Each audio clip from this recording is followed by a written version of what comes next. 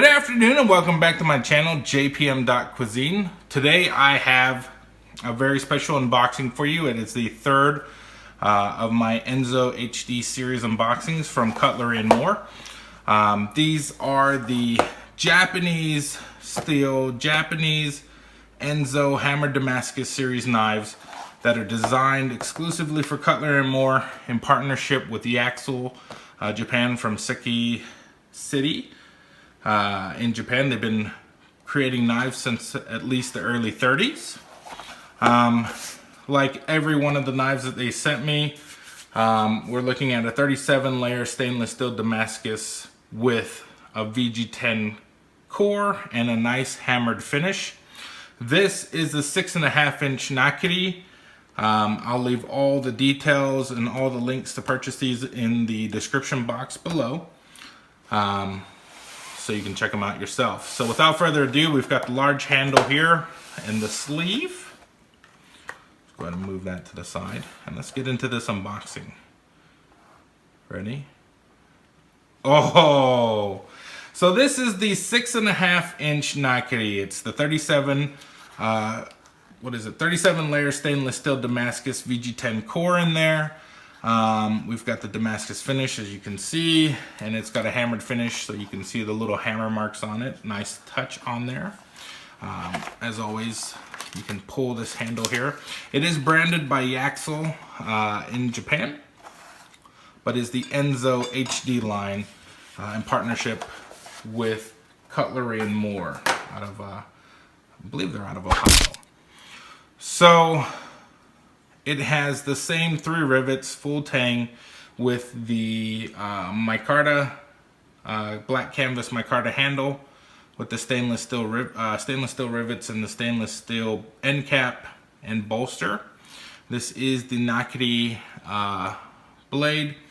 We're looking at a 61 hardness on the Rockwell scale, along with a double bevel 50-50. So it's not an Usaba. It is a Nakiri with a double bevel, 50-50, 12 to 14 degree angle on the edge.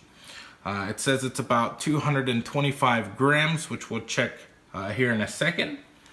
We're looking at it's a 232 grams, or 8.2 ounces. And we're looking at a 6.5-inch length of the blade, with an overall length of about 12 inches and 1 3/4 inches from the heel. All right, these again come with a lifetime warranty, straight out of Japan. So let's go ahead and weigh this one. Make sure we're in grams here. Okay. Looking at 234 grams, and I think they advertised 233, 234, somewhere around there. For you guys, front, maybe you can see that. So we're looking at about, 234, 233 grams on this knife itself. Go ahead and get this out of the way. So this is the Nakiri knife. I have another one, that I have from Dow Strong that I purchased. My wife got for me as an anniversary gift. And it's kind of like a Chinese cleaver or a vegetable cleaver, but it's more of a mini version. So these are very good for use on vegetables, especially if you're doing straight cuts. It's got a little bit of a belly on it, so it kind of rocks on the surface. A lot of times you'll see them peeling either turnips or daikon, cucumbers, things of that nature. They'll peel them using this, or an usaba, which has more of a chisel-like edge, but it is possible with these as well. I'm not very good at it, but if you want to get one in practice, by all means do so. But I find that these are really good for cutting through vegetables and doing a lot of vegetable prep for things like stir fry or even salads and stuff like that. Nakiri, it's not one of my favorite in terms of the style, because I'm still a heavy cleaver user, but I really like the profile of this one, as it's not completely straight as the as the cleaver, so you can get a little bit of a rock chop in there if you're wanting to chop up vegetables or do a chiffonade, which a cleaver is not ideal for. So this one looks like it's a little bit more universal in terms of use or utility, and I think I'm going to enjoy using this one a lot.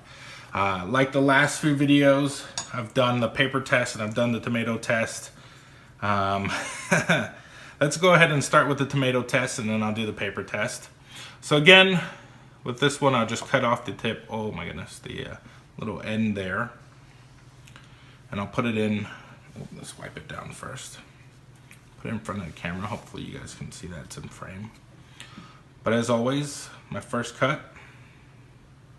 Okay. Push through. Kind of go thinner. A little bit of drag on this one because of the weight. Let's go ahead and get it. There we go. Paper thin, see-through. Oh, I want to brace it with my other hand just because it's so heavy. But it's not necessary. So you can cut through. It doesn't have much drag on it with the knife, so it's a nice smooth surface. When I cut through, it's kind of an awkward shape. Cut through itself. Very clean, very nice. Kind of an awkward angle that I'm cutting at, but this knife feels really, really, really good. It's always so sharp out of the box. Every time so far, these knives that I've gotten from Cutlery & More have been extremely sharp out of the box, which is good. I have had a few knives that have not been so sharp, so I'm curious to see how long these will last before I have to put them on a whetstone. Since they're so hard, I imagine they're going to last quite a bit of time. Go ahead and hit that magazine paper for you that really enjoy seeing these knives cut on paper. But as always, let me make sure it's dry. Give it a nice wipe down. Okay. So here's some magazine. Oh my goodness gracious. That's like a razor blade, people. It is like a razor blade. The push cut, I can't say enough about how sharp these knives are out of the box. It is amazing. The end grain cut, the infamous end grain cut, no problem. I'm gonna go slow so I don't get too excited and end up ripping the paper. But man, this thing is sharp. And I guess I could do this all day, although I've got vegetables to prep. Anyways, I'm glad you guys are watching the videos. I hope you guys are enjoying this series of unboxings, trying to keep it fun, trying to keep it playful, and show you all the awesome things that are coming in. Hopefully I can show them to you. I really get a kick out of that. And I really get a kick out of testing these to see, you know, sort of how long they last, and to give the customers or consumers a really good inside view, since I use these a lot with cooking. And if you follow me on Instagram, you know at least I'm cooking at least 1 or 2 dishes a day and posting them on my feed as time permits. But as always, I appreciate you guys watching. Leave any comments in the comment box below if you guys have the Nakiri, or if you have a Nakiri and you are curious how this one sizes up against it. I'd be glad to give you my input other than this. If you guys have purchased these and you have some insight to share with me, I'd love to hear it. And as always, thanks again for watching, and we'll see you next time.